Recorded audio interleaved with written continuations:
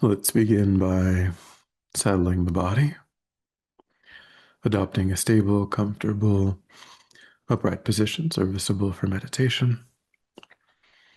So we think about keeping our feet flat and our back straight, torso open, hands in the lap, right over left, with the palms upturned and the thumbs gently touching. Our eyes are gently closed or slightly open, making sure we let in enough light to remain alert. And try to maintain an awareness of not slouching, not leaning. We also let go of any unnecessary tension or rigidity in the body, relaxing into a stable, comfortable, upright position, just allowing the body to fall into place.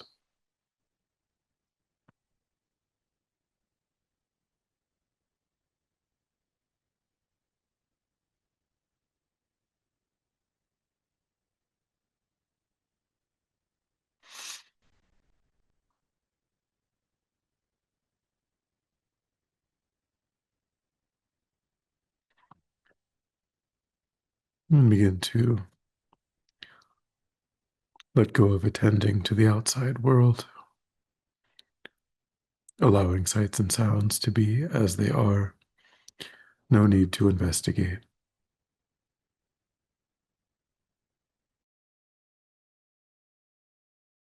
Constraining your awareness just to the body and mind.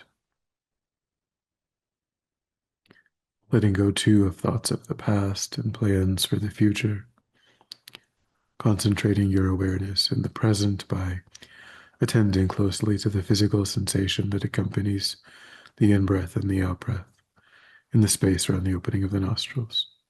Breathing naturally, breathing normally, and just noticing.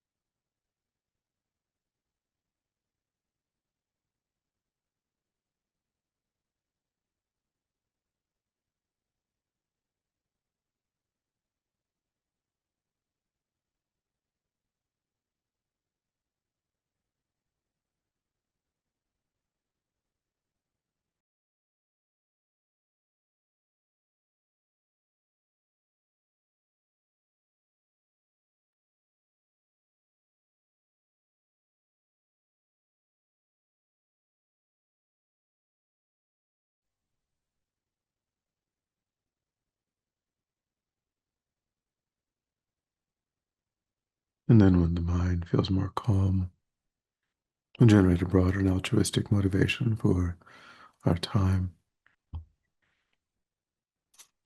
And begin to think that having familiarized the mind with the shortcomings of cyclic existence, the general and specific sufferings of the six realms, having completed that exploration of the first noble truth, we continue to explore the second noble truth and true origins. And we do this in order to deeply understand that suffering isn't causeless. Suffering isn't something that simply happens. It is the result of karma mixed with delusion.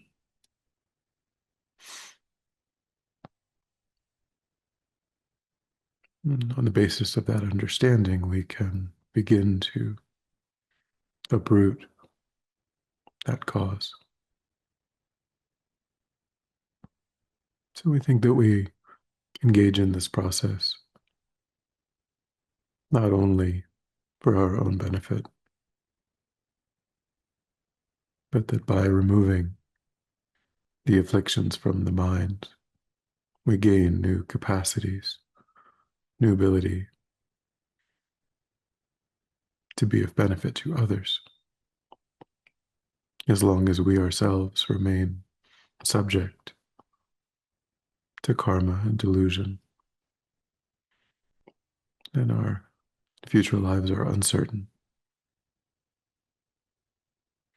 By transcending that, we gain control over the process of rebirth, ultimately achieving the state of full enlightenment,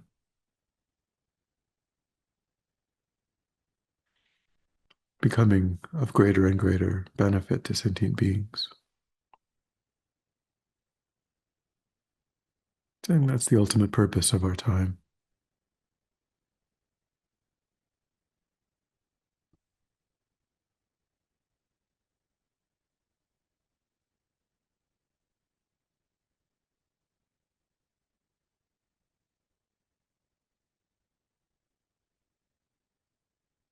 With that motivation, we continue exploring each of the 6 root delusions. We've covered desirous attachment, and now we move on to anger.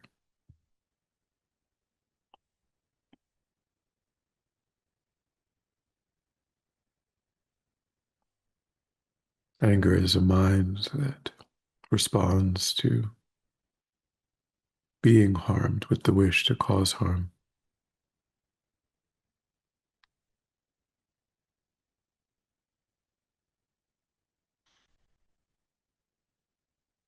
We respond in this way when we ourselves are harmed, when those we care for are harmed, and even when those that we regard as enemies are benefited by others.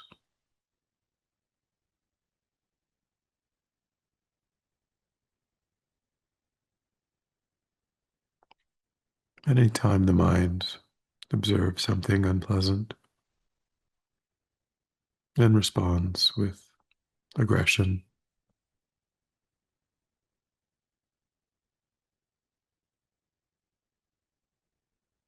to bring to mind an episode in your own life, something small,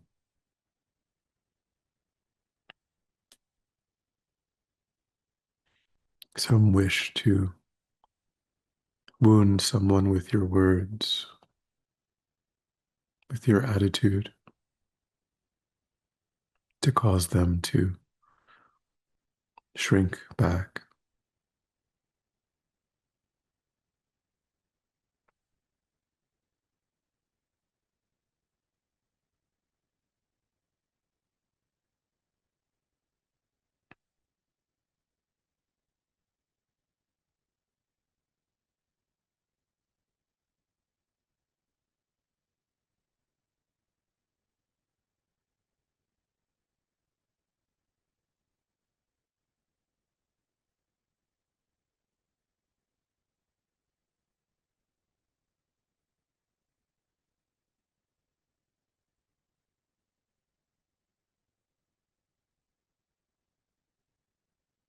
And try to notice the exaggeration that occurred in that moment.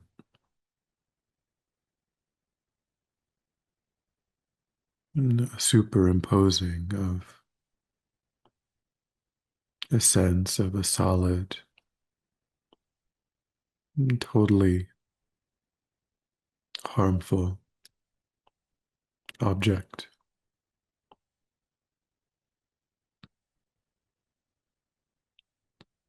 as if that person was in that moment constructed entirely out of something aversive, something to be removed.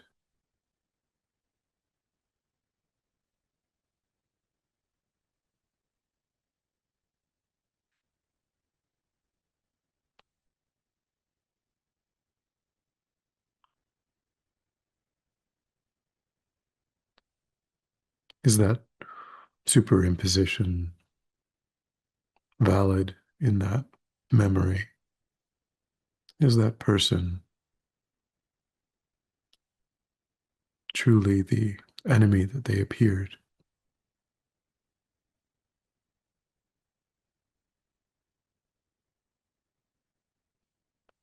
And was that experience truly as intolerable as it seemed?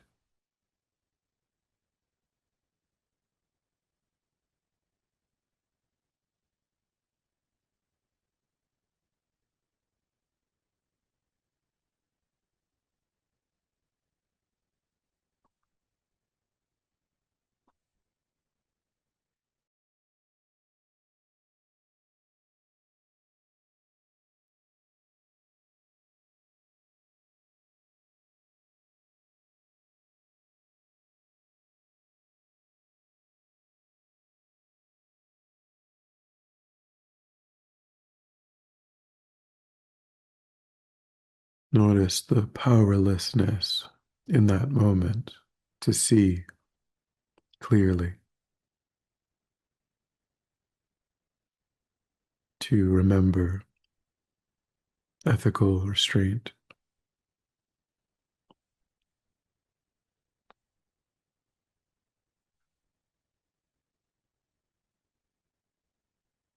Notice the contraction, the agitation.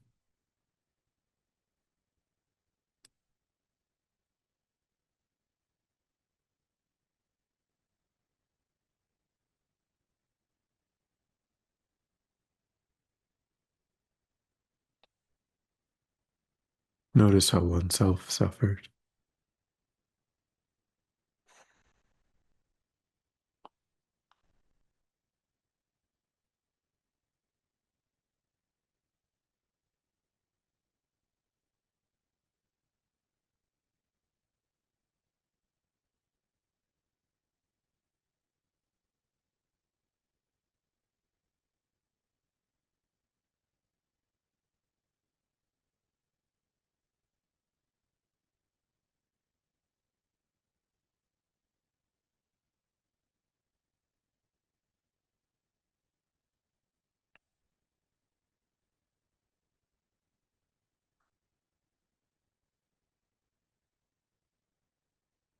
Then begin to investigate the results of that anger. Were you able to solve that problem more creatively, more effectively?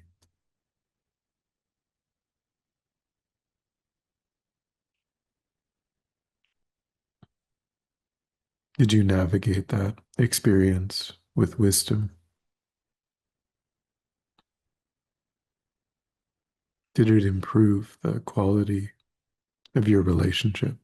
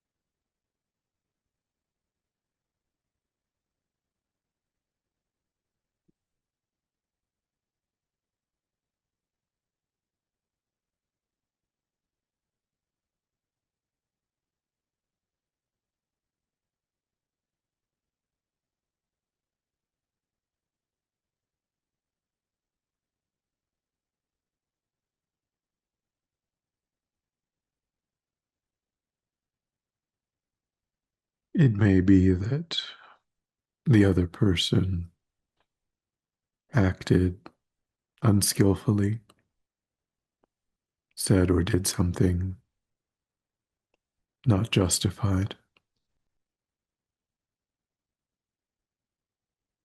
but see if you can distinguish between an understanding that something is harmful and the affliction of anger that wishes to respond with harm.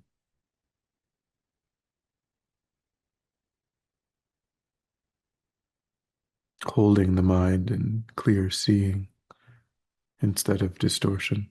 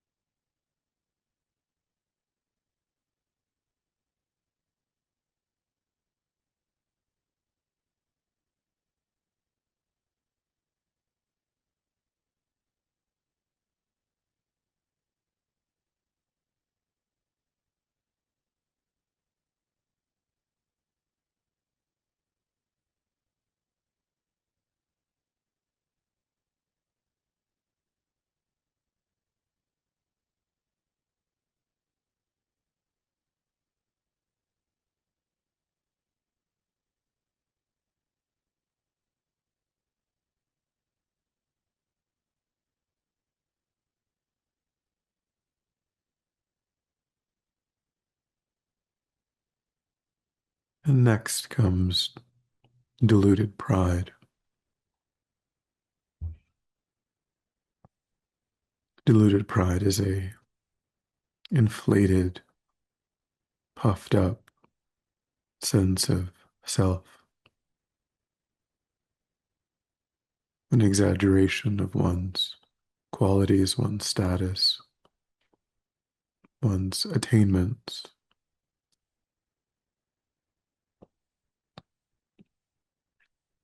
And it's specifically called deluded pride to distinguish it from a healthy sense of confidence.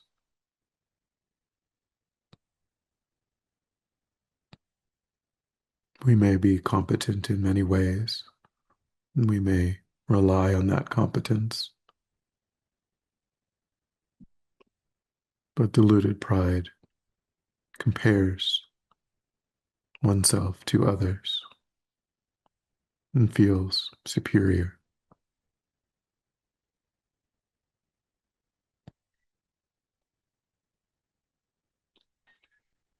Pride observes some quality of our intelligence, our standing, our appearance, our abilities,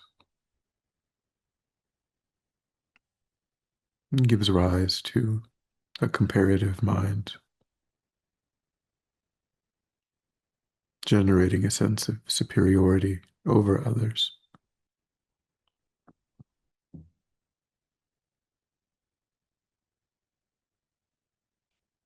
So again, think back over the last few weeks to a time when you positioned yourself above another.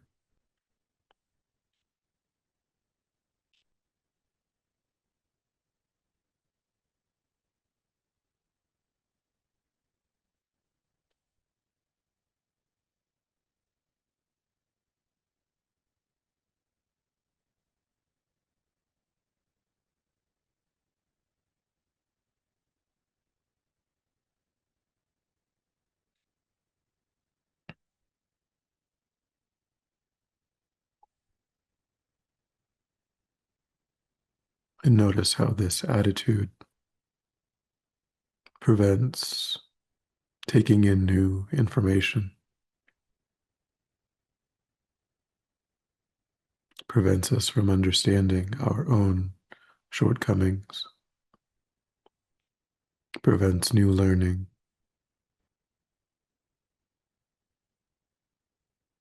We become unable to hear criticism,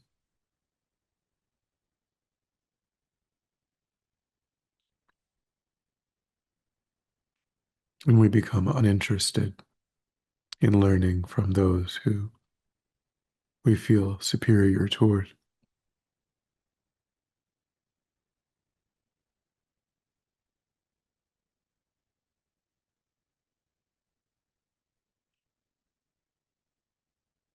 In this way, it blocks our own development.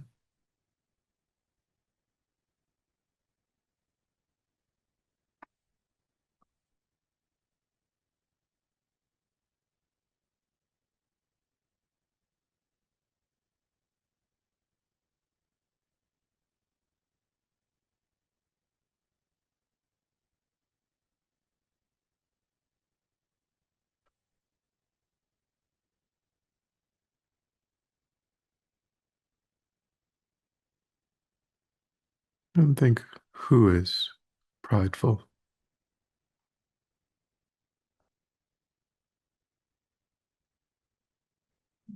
What is the self that pride refers to?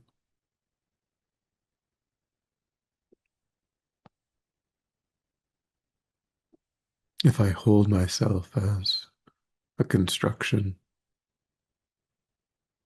rather than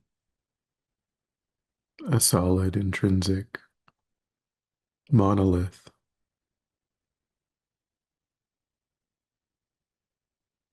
then what can be inflated?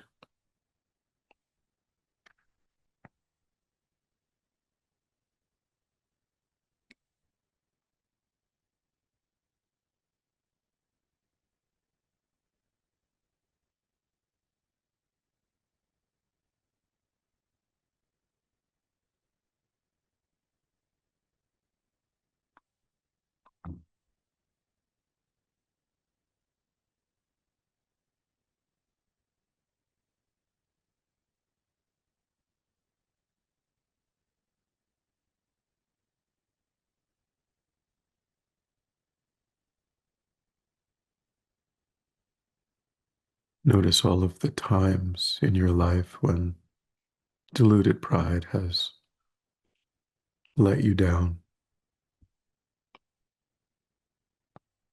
We experience the crumbling of deluded pride as humiliation, shame, or even rage.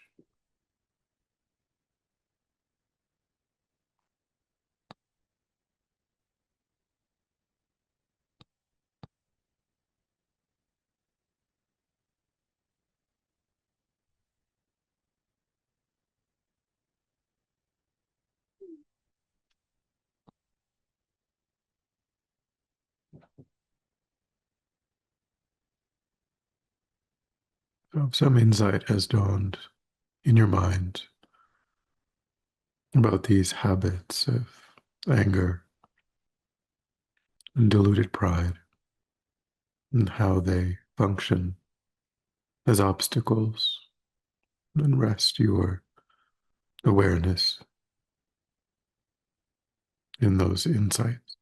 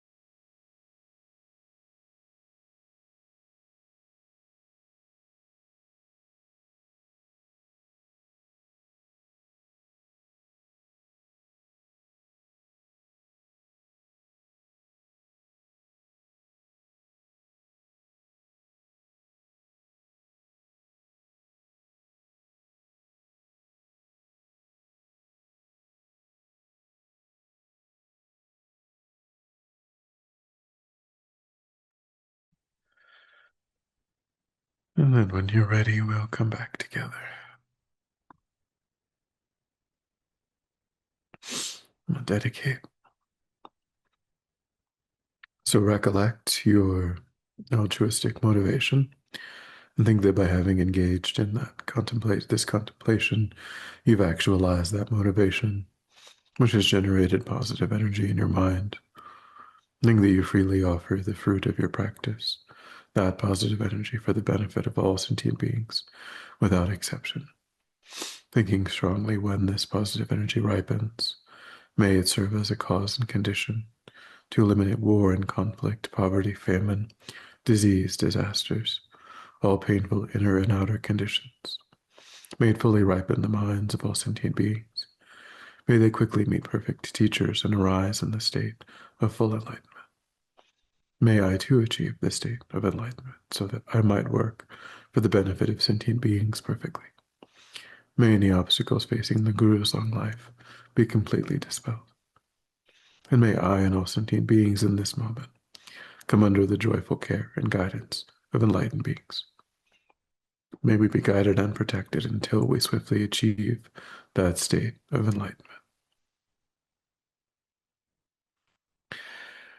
Thank you.